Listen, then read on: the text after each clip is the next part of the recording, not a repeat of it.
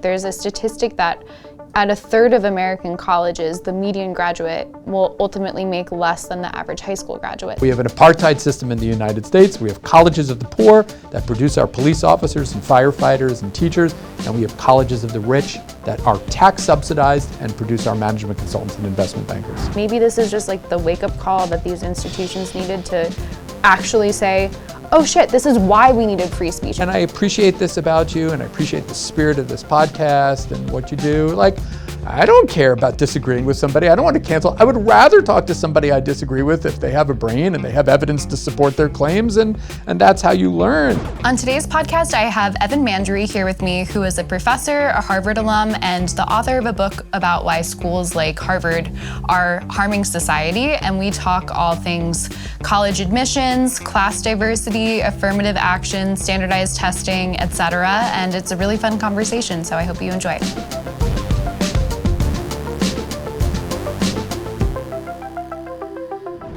Evan, thank you so much for being here. Thanks for having me, Rikki.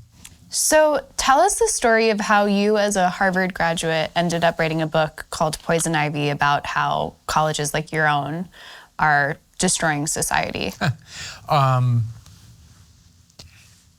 I published an op-ed in the Times about legacy preference. I think it's about 10 years ago. And I sort of started looking at data more closely and just kind of thinking about the issue more deeply. And I don't know if people believe me, like I was a skeptic about Ivy League colleges, or about wealthy colleges, about their effect on society, but I don't think I was a zealot at that point.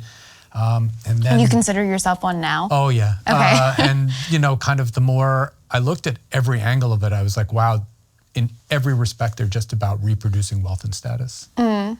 And so take us through your personal history. So what was your undergraduate background? What was your upbringing like? And how did you end up at Harvard in the first place? I grew up, my parents were both teachers. My dad was a high school math teacher and then later a principal. I grew up in Brooklyn, and then we moved to Long Island when I was 12, and I got into Harvard, and I now understand that I had won a scholarship, which the program was originally intended for Midwestern farmers, basically. And how did that? How does that come to get a kid from Brooklyn into Harvard? It was repurposed over time, and it sort of became, like I was one of the token middle class kids. Does that program still exist? It does. Okay. I was a social studies major, which it's kind of like sort of theoretical sociology. And then I was a lawyer. I went to Harvard, and I was a litigator for a while. I worked in politics briefly. And then I went to CUNY. Both of my parents had gone to CUNY. My parents both graduated from Brooklyn College, and I teach at a college called John Jay College of Criminal Justice. I'm a death penalty expert principally, but I've spent most of the past 7 to 10 years kind of writing about educational equity issues. And I was definitely very deeply changed, affected emotionally, intellectually by the students that I've taught. I joke that I've only taught like 2 rich white students in my whole life at CUNY. And I began to think very differently about the narratives that we tell about smart, poor people of color, and then more importantly, the narratives that Harvard and Yale and Princeton and Columbia tell about rich white people. And so, I think for someone who hasn't been on these campuses, which I'm right now wearing my Columbia hat to just embrace the irony of the fact that I'm currently enrolled there and shitting on institutions like my own, but it became so obvious to me, particularly going to prep school at Lawrenceville and then at Columbia, that being a middle-class person in these settings is really a vast minority in contrast with the rest of the country, where that's clearly the majority of the country. But there's a vast overrepresentation of the very top of the income distribution. And I would say today, possibly a slight overrepresentation of the very bottom, but there's this whole middle that seems to be completely gutted from these institutions. And one of the things in your book that really stuck with me was the statistics on Harvard income and family income. Do you have those on the top of your head? Yeah, I mean, I don't want to overwhelm everybody with data. The one that I always keep at the tip of my tongue, if you want for your dinner table conversation, is there are 38 colleges in the United States where more students come from the top 1% of the income distribution than the entire bottom 60%. Wow. And I think what you said is exactly right. I think of the non-rich people who get in, they oversample the most socioeconomically disadvantaged, in part because prior to SFFA versus Harvard, which I imagine we'll talk about, that was one way of sort of, they were trying to bring in some students of color to boost their diversity numbers. I felt, I didn't understand this at the time. When I was a student, I knew I was at a place. I don't know that I was self-aware or socially aware enough to understand it, but, everybody I lived with was rich. I had a roommate who had a house on Martha's Vineyard and took flying lessons. I had another one whose dad ran an airline. In my book, I was a bowler in high school, and they used to make fun of me for it. Not super maliciously. I just think I was an oddity to them, and I just never felt out of place. And imagine how it would be if you were a poor student of color at one of these places. I mean, I just think you would just feel like almost on exhibit. And Evan, off the top of your head, do you have the number of the Harvard students with like the top 1% versus the bottom? About 17% of Harvard students come from the top 1% of the income distribution, and about 3.2% come from the top 0.1% of the income distribution. So this all comes from data from Raj Chetty and John Friedman. It's a little bit dated, but at the time they published this, I think it would have taken about $630,000 to be a top 1%er in the United States, and something like $2.3 million to be a top 0.1%er. So in the number of students from families coming from the top 0.1% of the distribution is about the same as the number of students coming from the bottom income quintile. Wow, that's crazy. And so, like, for someone who says, who cares, it's just a bunch of rich kids together, how does that actually impact anything? Like, what does that do to, the ideological diversity, to the way that people function on a campus? Like, why does that matter to the broader community or the world more generally? That's, I just attended a conference yesterday organized by this nonprofit that funds some of the work that I do at a nonprofit that I started. And we were talking about like blowback, and that's kind of one of the main, I know that you're not saying this, but people say, well, why does this matter? Not that many people go to Ivy League colleges, and there are a host of reasons why it matters. I'm not saying it is the only thing that matters in higher education in the United States, or the most important thing that matters in the United States, but it really, really matters. About 60% of Harvard students go on to investment banking, management consulting, and careers in the tech sector. I mean, if you look at the representation, if you look at associates analysts at McKinsey, at Goldman Sachs, at Google, I mean, they're overwhelmingly populated by these places. And obviously, Supreme Court justices, law clerks to Supreme Court justices. So these people these institutions are the gatekeepers to the elite. They're not the exclusive pathway to the elite, but they're the most common pathway to the elite. And a lot of what's gone wrong in America is the elite only kind of perceives one set of values. And I think it also foments mistrust of the elites. And, I think this is probably one of the pathways that Trump exploited most skillfully, exploited a lot in 2016 is kind of feeding on this mistrust of elites. But, if you grew up in a poor community in Appalachia and you've never met anybody who went to one of these institutions, and, your kid has no prospect of going to one of them, let alone maybe even going to college, why should you mistrust the elite? And, I know you and I share a very kind of deep commitment to free speech and expression. And, I don't mistrust journalists. That's not to say that I agree with everything that's written in the New York Times or the New York Post or whatever. But, I actually went to college with 3 people who were on the masthead of the New York Times. So I do think that they are people of integrity. They may be people with whom I disagree. And I think that's important so that doesn't take me down a pathway to being conspiratorial minded. That doesn't mean that I don't disagree with lots of things that I see. And so I think diversification of access to the elite in America, elite institutions, is essential to the preservation of democracy, which feels very, very much in jeopardy to me. Yeah, I mean, the thing that really sticks with me the most in terms of why this matters in the broader society, to your point, the vast overrepresentation of people who are Ivy League graduates in positions of power in the government, in the Supreme Court, in the places that really affect day-to-day people further or in the broader scheme of things. And at the same time, have you read Batya Ungar-Sargon's book, Bad News? Or are you familiar with it? I know it. Because she cites how, especially at institutions like the New York Times, there's a vast overrepresentation of people who graduated from places like Harvard and Ivy League graduates. And I think there's been, first of all, to your point, just a real insulation of people who make news and to make policy from the fact that there was a mass disaffected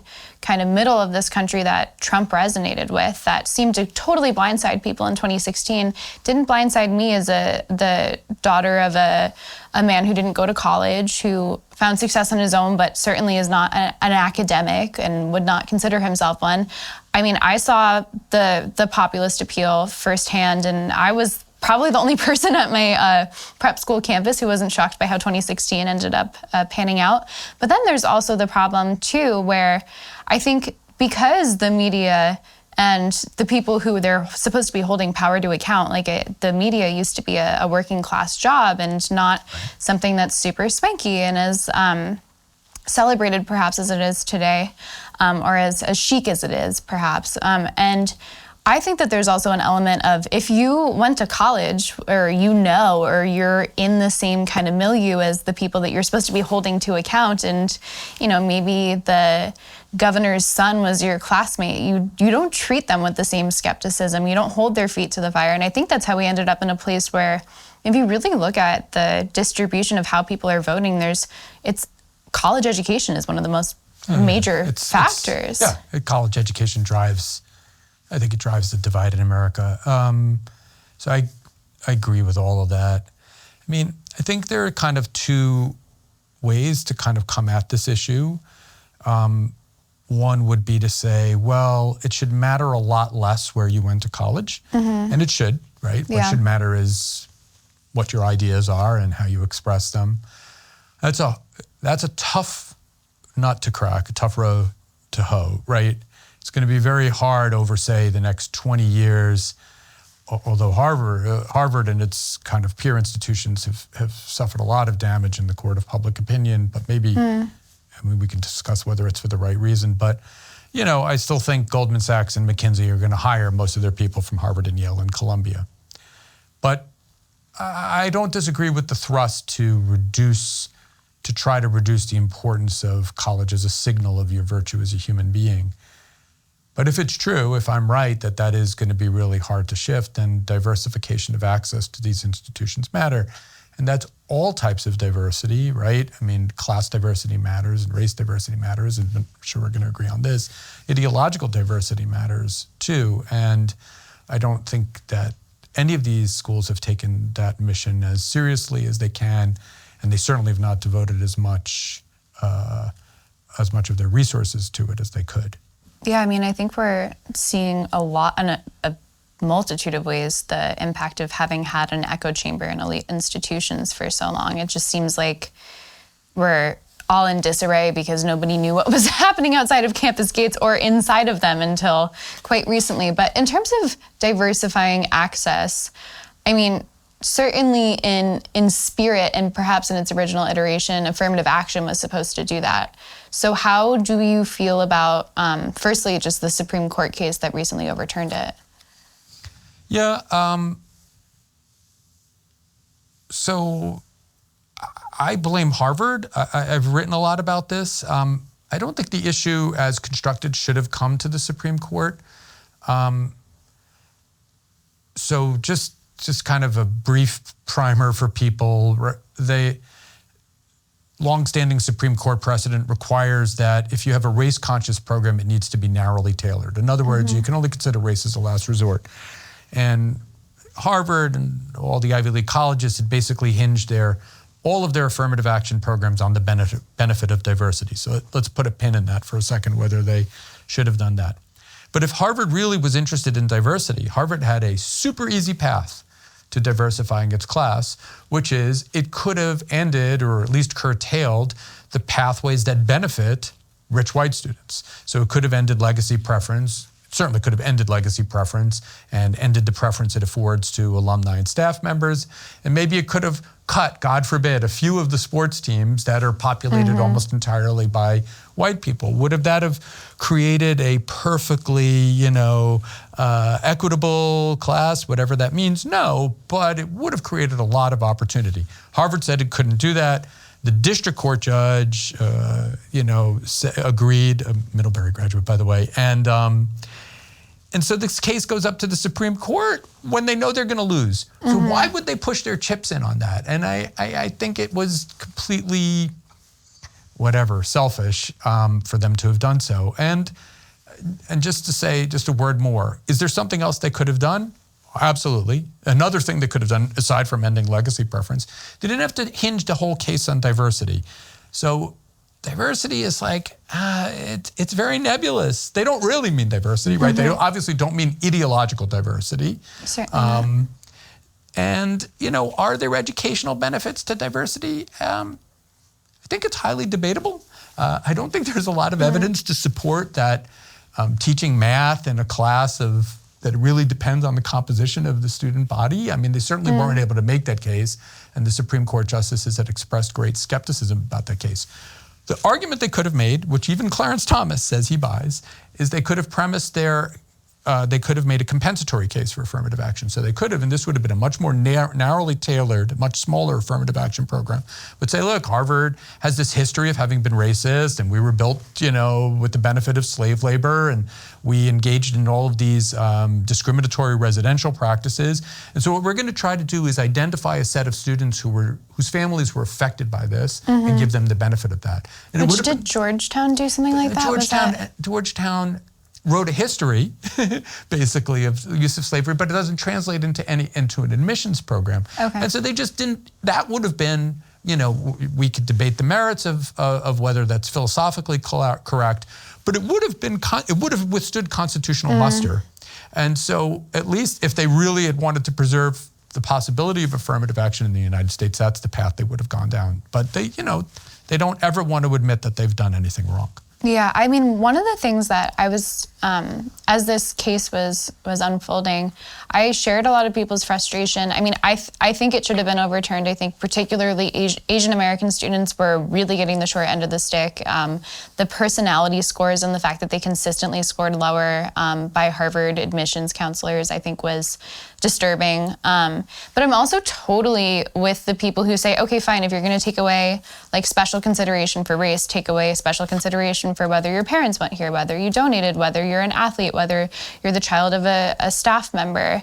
And I don't remember off the top of my head the percentage of white students at Harvard who fit into one of those categories, but do you by any chance? Oh yeah, it's atrocious. Yeah. Legacy students, I think the statistic is something like 60% of the white students at Harvard are either fall into athlete, legacy donor, or child.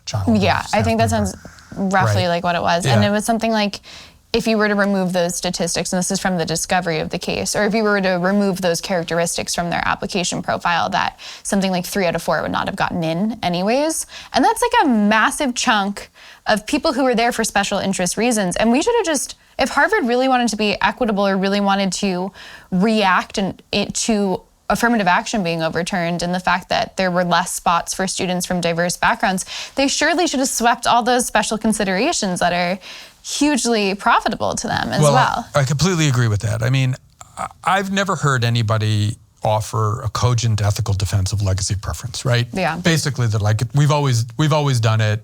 You can't tell us not to do it. We don't like government involvement, but nobody's ever says it's a good thing.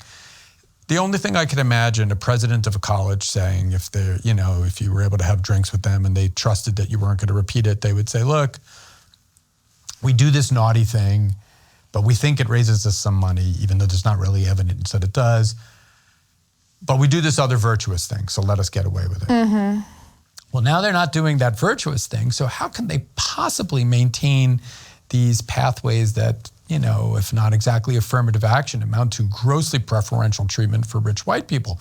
And I would have thought, as some people did, that the dominoes of legacy would have fallen after SFFA, but they didn't. I mean, you had, Wesleyan ended it and Johns Hopkins ended it, and you thought for a second, okay, that's the end of it. But now they've doubled down, and Brown just had a committee, and they came back and they're like, oh, we'll continue to study the issue. And by the way, let's keep early decision, which massively advantages affluent applicants. So,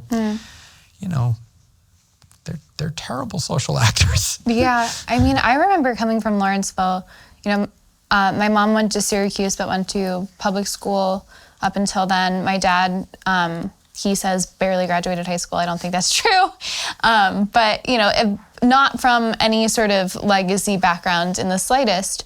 And I really went in there, and I think of one of my good friends who's Indian American too, and who came from a similar background and went to charter schools in Princeton and ended up at Lawrenceville as well.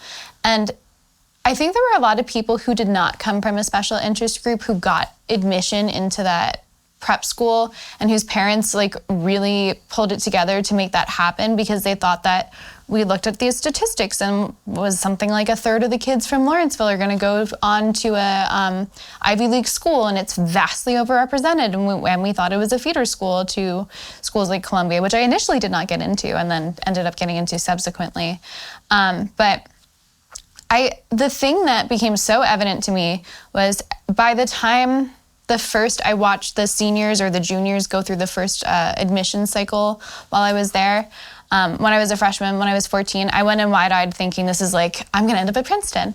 And I, by the end of my freshman year, could have told you exactly which students in my class were going to end up taking the 15 spots that Princeton always takes from Lawrenceville. I could have told you that when we were 14 without looking at their report cards, without knowing anything about them academically, because almost every single one of them had 4 grandparents who went to Princeton. Right. And these schools tout these statistics, and I think some families from middle class or just not academic backgrounds really pull shit together to get their kids to these schools and really truly believe that they're going to be feeder schools. And then it ends up being the most atrocious and inequitable process as you watch how people get sorted into these schools that they end up going to. But also one of the things that I noticed there too was there was a representation of extremely wealthy students of color on my campus who did not diversify the socioeconomic experience or the class experience at all whatsoever, who were unbelievably wealthy students who ended up in the affirmative action model as it stood at the time, being representative of a minority community, when I'm sure that it's much more advantageous for Harvard to pick the extremely wealthy Black student from a prep school than the extremely promising valedictorian from an inner city whose parents might not necessarily donate to the school. I really feel like affirmative action, at least from my standpoint, and coming from an elite institution and watching people go into the next one, really benefited or failed to benefit the people from genuinely disadvantaged backgrounds that race was supposed to be a proxy for. Right. That's a well-documented phenomenon. It's not just your observation. The data bears it out. If any folks want to look it up, it was noted at Harvard by Henry Louis Gates and Lonnie Guinier, a law professor. And they noted that the students of color were overwhelmingly immigrants, not overwhelmingly international students, sorry, not immigrants. But the idea is basically what you're saying is that they were people, affluent students of color, who had the ability to pay. Mm-hmm. And yeah, I mean, the number of socioeconomically disadvantaged students of color who end up at these places who aren't a recruited athlete is infinitesimal. Yeah, I mean, it's shocking. And theoretically, affirmative action was meant to, like, distribute privilege and opportunity more equitably across society, and it ended up becoming something, I think, that until the discovery of this case, I don't feel like the general public was aware of just how much that was being abused. I mean, I'm very much a believer that diversity of socioeconomic experience is probably a more meaningful proxy for, like, diversifying a student body. And I would be hugely in favor of, and I don't think it would be unconstitutional at all, as racial affirmative action is, of a socioeconomic affirmative action at some of these schools to make sure it's not just kids on full tuition, full ride scholarships, and people who are paying full tuition, and then nobody in between who maybe can afford something that doesn't qualify for a certain program or scholarship. But I think a socioeconomic affirmative action would be a great solution to what these schools should be doing. Perhaps it's not as profitable for them. Well, I mean, I don't know that there's ever a solution, right? But it would help a lot, partial solution. But what's incredible is, constitutionally, there's nothing in SFFA versus Harvard which would preclude a college from giving tips to people based on socioeconomic disadvantage. Gorsuch basically talks about it talked about it during oral argument, and none of them have done it. Yeah. Right. So, like, why, if they were so committed to diversity, whatever their particular conception of diversity is, why have none of these schools said, okay, we don't think socioeconomic status is as good as race, but it's an imperfect proxy and it's constitutional. Now, I guess one dilemma they could have would be if they said they were doing socioeconomic tips for the purpose of improving race diversity, that might be unconstitutional. But, nothing would stop them from saying what you just said, which is, we think this is an incredibly important type of diversity. And I think the Supreme Court would tolerate it. And it would accomplish the same ends in a way with just a different, I think that would disproportionately, unfortunately, as a fact of the history and current economic distribution of our country, that would disproportionately benefit applicants of color from disadvantaged backgrounds, which I think is a great thing, because that should be what we're trying to get represented in our elite institutions. And instead you have prep school kids who might look a certain way but not share any meaningful experiences with a large swath of the country. I can't remember off the top of my head, but I know Harvard can fill their freshman class like dozens of times over with equally achieving valedictorians. Yeah, they always make that joke. They turn down, 4 out of 5 valedictorians or whatever like that. I completely agree. And what is your feeling about this recent kind of war on standardized tests, and particularly through the guise that has some racial element or... Yeah, I think it's crap. Everybody knows that standardized tests are, highly correlated with income, right?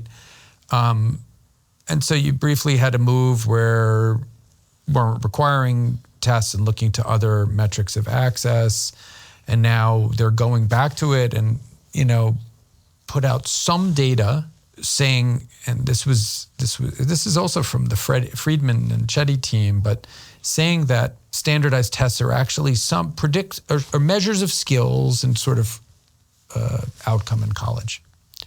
Okay, so you're at Columbia. What percentage of students who start at Columbia graduate from Columbia? I would say high 90s, right? Almost everybody, right? Yeah. The only way Harvard and Yale and Columbia have 99% 6-year completion rates, right? Mm-hmm. The only way you drop out of the only ways you drop out of one of these colleges is physical or mental illness, or you leave to take a job, right? Mm-hmm. You go start a Google or whatever.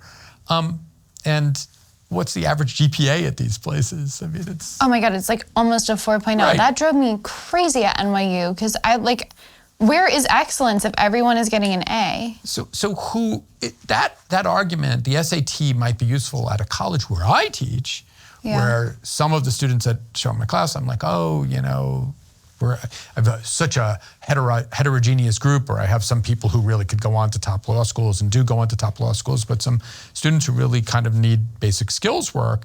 And so the SAT, you can imagine, which we don't require, would sort of allow us to identify students that might need support or maybe belong at a community college or whatever. But it has no applicability whatsoever to Columbia or Harvard. Everybody that gets in there is going to get an A or an A minus, and they're going to finish. But do you think that it's, I mean, from my vantage point, I think it's more important now to schools like that when you're really picking from the cream of the crop from across the country. And there's, in high schools now, massive grade inflation. So everyone's GPA is looking roughly the same. How do you separate somebody who just has a 4.0 and maybe is not as academically gifted as somebody who has a 4.0 and is capable of a 5.0 on this new distorted scale? Like, I think it is harder to identify the truly gifted kids, or potentially on the flip side, the kid from a background where maybe they're caring for like a sick relative in their high school and their GPA drops, but they're extremely capable and they write their essay about how outside influences impacted their GPA and their academic performance, and they have a perfect score in the SAT. Like, I feel like those are the test cases for this being an important differentiator when you're up on that margin. Okay, but Rikki, if you and I were having an intellectually honest conversation about how we should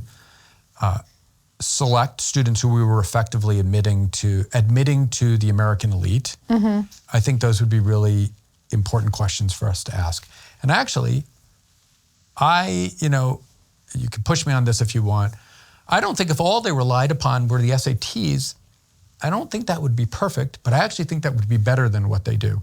At least it would be transparent. It's effectively, if you live in New York, admissions to the specialized high schools, Stuyvesant, Brooklyn Tech, Bronx High School of Science, is based on a single metric. It's the SHSAT. It also, produces kind of massive race disparities because it's so highly correlated with income. But it's transparent. There's no nepotism. Nobody games the system. When Bill de Blasio's kid, he went to tech. He didn't go, there were no strings pulled. He went where his test score placed him.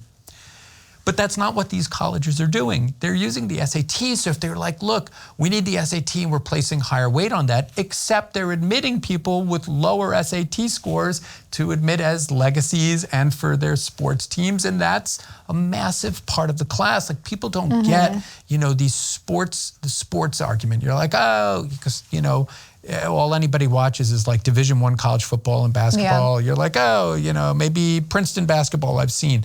At a school like, like Williams, okay, like a top tier liberal arts college, 1 out of 3 students on campus is a recruited athlete. Yeah. It's massive crazy. bucket, right? And there's no deterministic statement. We can't really say, oh, this person would have gotten in or this particular person would not have gotten in. What we could say is that a person like this has much greater chance of getting in than they otherwise would have had. I just want to add one other thing which should be said, which we haven't said. Look, if these schools, if what they're really doing, which it appears, when you said, what's their goal? Well, I think their goal is kind of to maximize their status and their wealth over time.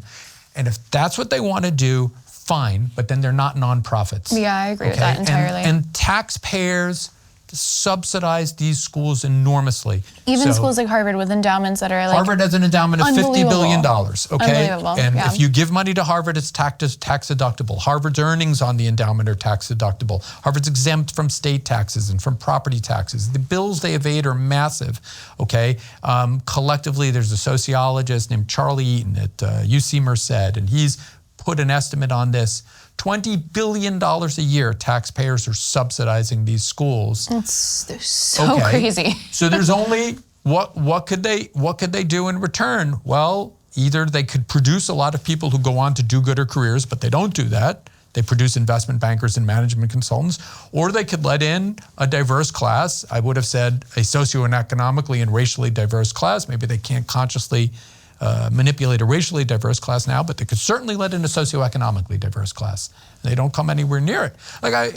Nobody here is talking about perfection. I'm not saying, 20% of the students need to be from the bottom income quintile. Okay, how about we get to 7% of the students, right?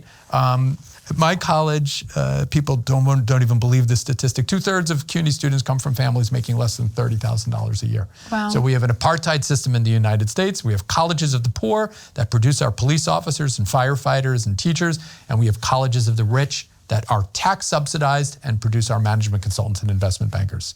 And it seems like there is that population of like small private schools, though, that are increasingly shutting their doors, that are the colleges of people with student loans that ultimately are failing. Like there's a statistic that at 1/3 of American colleges, the median graduate will ultimately make less than the average high school graduate. So 1/3 of schools, there's not even any return on your investment in your education. And you see more and more small colleges merging and closing. And I think that's a market correction that is necessary. But I mean, what is your thought on that phenomenon? Well, one thing I'll just say on that, I mean, look, obviously we could spend days talking about American higher education. And I've seen that data, and, the way I summarize it to people, look, if you can get your kid into Columbia, you're going to get a return on that dollar. It's probably worth remortgaging your house to do that.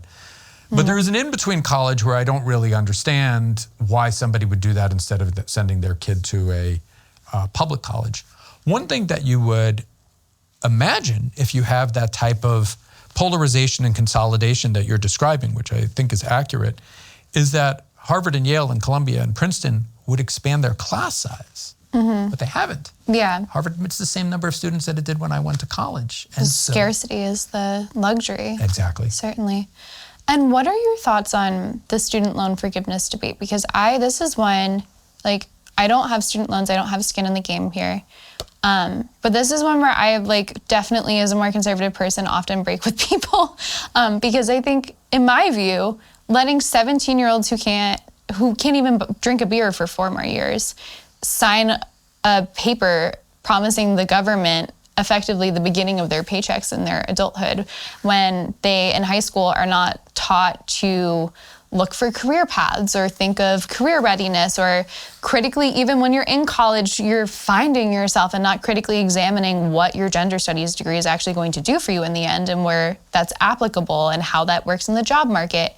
And your promise that getting a degree is the key to ascending in society, and you're 17 and you don't understand, and there's social stigma and pressure, and nobody's taught you financial literacy in high school. That's something that I certainly experienced. And so what even is an interest rate, and what is that going to look like in the end, and what is compound interest? Like, I actually was totally fine with student loan forgiveness programs that, if not in the iteration that they passed, because the only way that makes sense is if we say, okay, we did this mass experiment with this blind faith in education being the kind of panacea to all of our social ills and class differences, and it failed. And so how are we going to help bail out the kids who are now crippled by federally backed student loans that the government put them in that position in the first place and failed to teach them? But then also, how do we stop that for the next generation? Because all that did was create a precedent that just keep doing it and we'll forgive you, and we haven't done anything to actually fix the root of the problem. Yeah, I'm with you on this one. If you were kind of asking me how we should spend some government money, loan forgiveness would not have been the top of my list. I would think about creating some prospective incentives for people to go to college. I might try to make college, community college free or something like that. I presume that choice was made because it was politically doable and politically popular, as opposed to, but I'm not even sure that those are the people who, if I were just going to do kind of direct transfer payments to people, that those are the people I would make them to. I just put money in the poorest people's pockets, I think. Yeah, I mean, I also think that there could be a world where we make schools responsible for the loans that they dole out. And if someone defaults, that's the school's fault, and the school should be getting penalized for that. And I mean, there are schools that have been so thoroughly insulated from just free market pressure by 17-year-olds who don't understand what they're signing, by government intervention that is ultimately harming them in the end and not helping them, and schools that just keep their doors open, piling people up with debt when they don't even have a positive outcome in the end. And the thing that is even the craziest, it was hard for me to even wrap my head around this. Do you know what school or what master's program has the highest default of any in the entire country? It's one program at one specific school. I mean, I'll never get this right. let me think what the type of program it would be. So a master's program that doesn't The highest default rate. deliver kind of what you pay. I feel like it might be an MFA program. And at what school do you think? It would have to be an expensive one. I'll go with Columbia, or did I get it? You're close. It's Columbia's film school. Columbia's which film is school. so atrocious that school is going to continue, that Columbia University, in one of the most expensive cities in the world with a massive endowment, I don't remember it off the top of my head, but in the billions, is allowing a program to continue with the highest default rate of any master's program in any school in the entire country, and they're not bailing their kids out. There's not a penalty for them. It's just keeping the money coming in and keeping a film school just churning in the background that is not prestigious, that is obviously not successful. Like, that is just shocking to me that we've created a system where a school that rich can take federally backed loans that cripple young people in the end, and that the taxpayers are paying for it, not them. I completely agree with the thrust of what you said. I mean, you know, master's programs are largely financially dodgy investments. I mean, you know, if you're a teacher and you go get a master's degree, well, that's a credential, right? That gets you a job, maybe if you're a police officer. But, you know, even at my college, I mean, like we have master's programs. I was like, well, what is that really going to get you? Like a master's degree in the workplace is not super valuable. Of course, there are, you know, an MBA from Wharton is very valuable. I guess what strikes me in the story that you're saying is there needs to be transparency, so that, you know, if the student goes in and they're like, okay, I want to plunk down, I don't know what it costs, you know, maybe it's $80,000 a year for 2 years or something like that, and they could see the data and say that this is an investment on balance that's not going to pay off. You might be the lucky one who, you know, becomes a director or something like that. Then at least then it would be caveat emptor. But, you know, I don't think the students prospectively understand that at all. So I agree with what you're saying. And so to kind of tie a bow in our conversation here, to me, I think it's important to have elite institutions that are bringing the best and brightest kids from across the country together in a unique way for 4 years of their life. I think that's great. I think particularly from a research standpoint, that, you know, I mean, these universities produce an enormous amount of knowledge. The public benefits from them in a bunch of ways, but they're in a moment of, I think, well-earned a crisis of public faith. We're having epistemic disasters over the fact that nobody trusts these institutions anymore. I think that they have a place in society, ultimately, in my opinion, that is probably more modest than it is right now and requires more social due diligence from them. But like, how do you envision a more ideal world? Do these institutions have less prestige? Is it just a matter of reforming them from the inside? Like, where do you see a hopeful future in all this mess? Well, my hope comes from, I answered the last bit first. So I co-founded, after my book came out, a nonprofit called Class Action, with a young man named Ryan Cheslakowski, who's a recent Stanford undergrad and master's graduate. And we've created like a national network of students who are organizing to try to force these colleges to be more accountable and more equitable. So I think in the court of public opinion with young students, this fight is kind of won. It's with alumni who want their kids to benefit from these exclusive pathways that the conversation is more difficult, and certainly with the boards of these organizations that are, you know, overwhelmingly filled with old white people. I mean, I think, you know, my reforms would be a combination of all of the above. I do think whether you go to Harvard or Columbia or Princeton should matter less than it does. But I told you, I think that's a really hard fight. They're all hard fights. I think that these places need to be forced, upon penalty of losing their nonprofit status, to admit a more meaningfully diverse class, and that means socioeconomically and ideologically diverse. And I'll say another thing, which is, it's not an admissions thing. but you and I are going to agree on this. Oh, so the research function, so we agree research is a benefit. Everybody benefits from research, but we pay for it. So Harvard gets $1 billion a year in federal grant funding, right? So this is aside from the money that we're kind of subsidizing them with their nonprofit status. They have to be unimpeachable protectors of academic integrity, academic freedom, and freedom of speech. So the problem with these institutions is because, and I'm super lefty, okay? But I'm super lefty and intensely critical of the way that the left has damaged these institutions. And the problem is, in the context of Gaza and Israel and all of the protests, is that they've taken political positions in the context of Black Lives Matter or George Floyd or whatever. So they've established a precedent that students are welcome to be political actors, and then they're sort of selectively censoring when it comes to a message that's not popular with their donors. And so they just need to be protectors of academic integrity, and that will be hard because it means sometimes students or faculty members will say things with which they disagree, but if it's based on evidence, then that needs to be not only tolerated but embraced, and they've gotten that fundamentally wrong.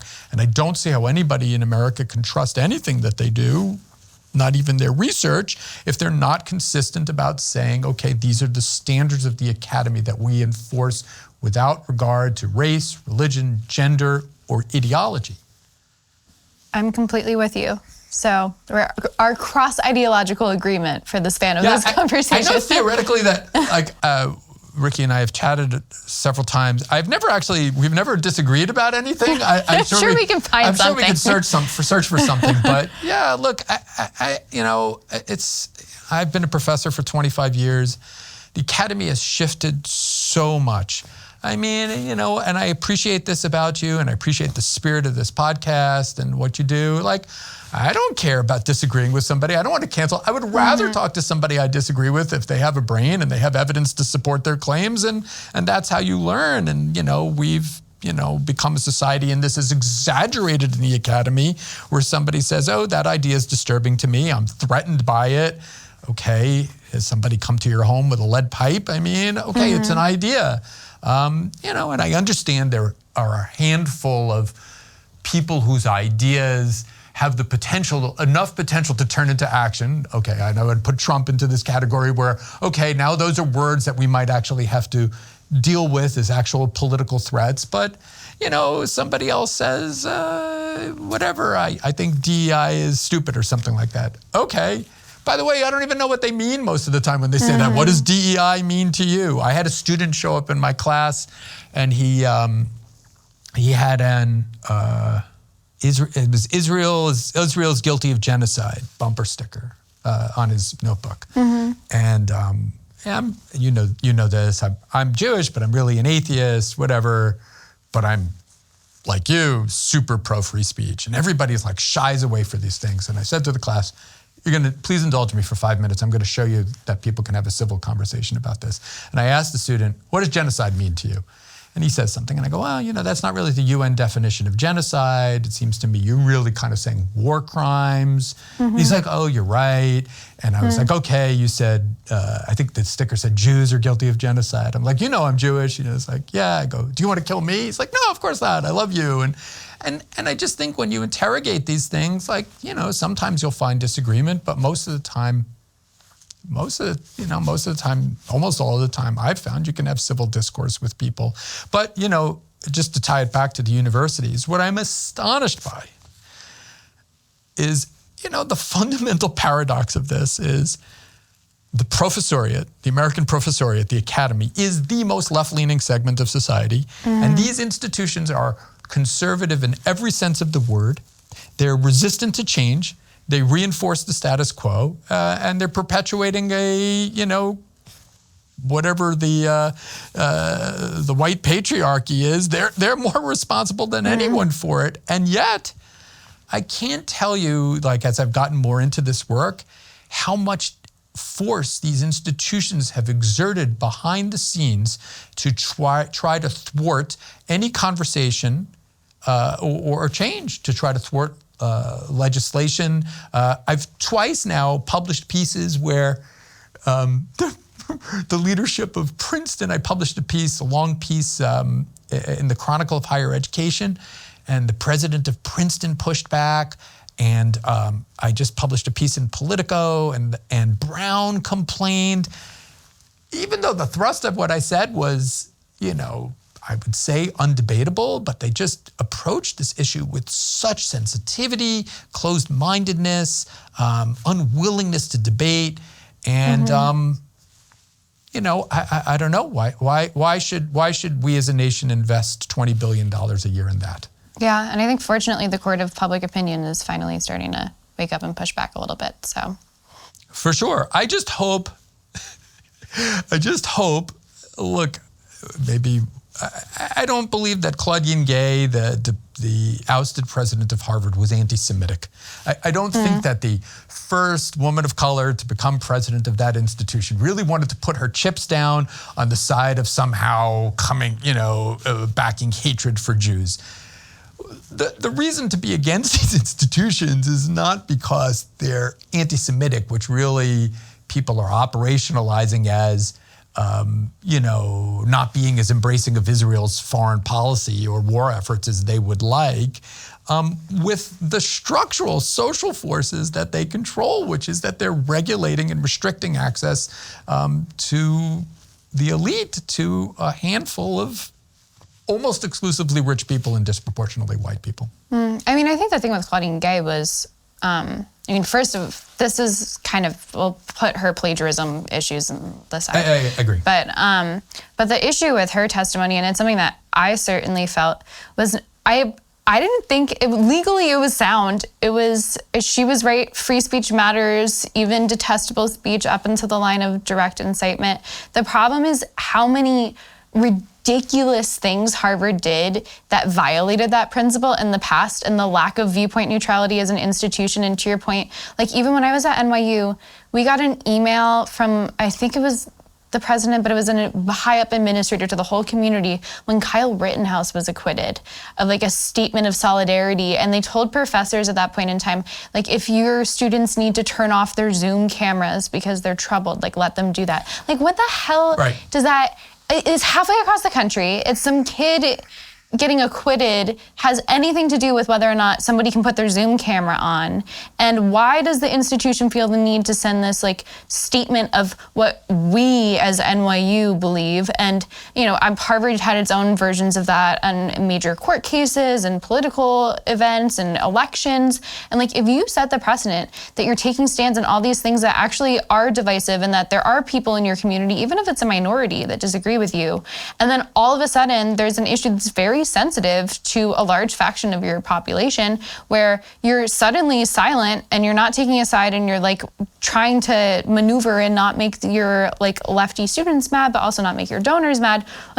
It looks bad when you just say, oh, suddenly now free speech matters. My hope in this whole debacle is that this is a realization that the world is not as complicated as conservative and liberal and good and bad and black and white like these schools seem to have made it, and that there are people within groups that have different interests and different beliefs and different policies, and that maybe this is just the wake-up call that these institutions needed to actually say, oh shit, this is why we needed free speech. It wasn't just some ideal that calcified since John Stuart Mill. This is exactly why we need to have a community that functions. Well, I don't know if your audience already knows, but they'll come to know that you are the co-author of a book that I love, The Canceling of the American Mind.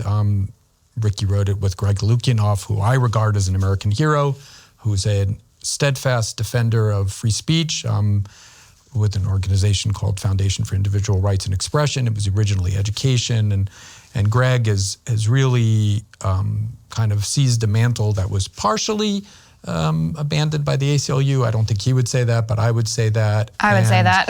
Yeah, and I don't know that the ACLU would defend Nazis marching in Skokie, but I would, and you would.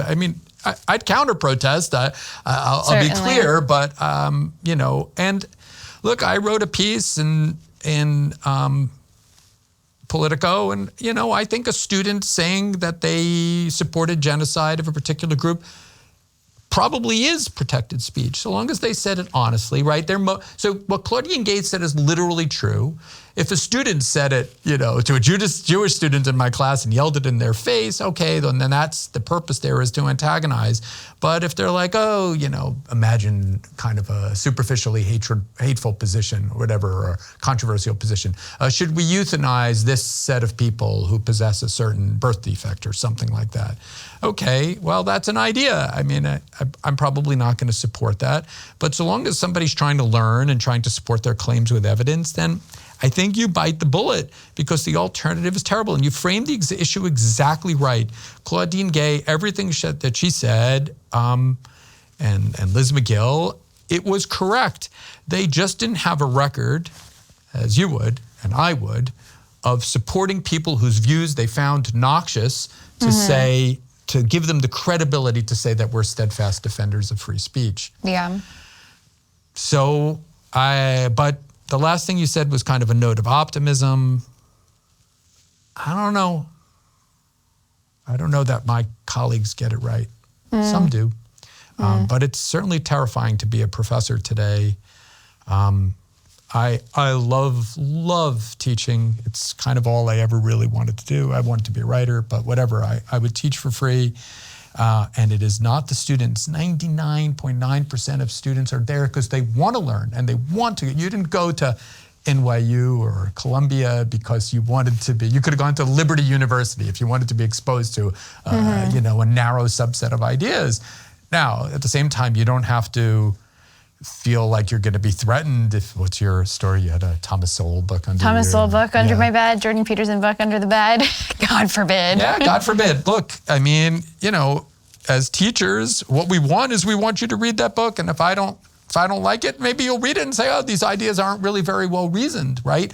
But the alternatives to these are so much worse, that we suppress those books because I know everybody's sitting there and thinking, oh, I don't like Jordan Peterson, but how do you know it won't be somebody in power who's suppressing Elie Wiesel, right? And, that's the risk. But, whatever, at a meta level, it's conversations like this and people like you who try to reach across, that is, I think, I won't say I'm net optimistic, but to the extent there is cause for optimism, that's it. I'm with you. Well, let's leave it on that note then. Thanks so much for being here and taking the time. Thank you. It's always my pleasure chatting with you.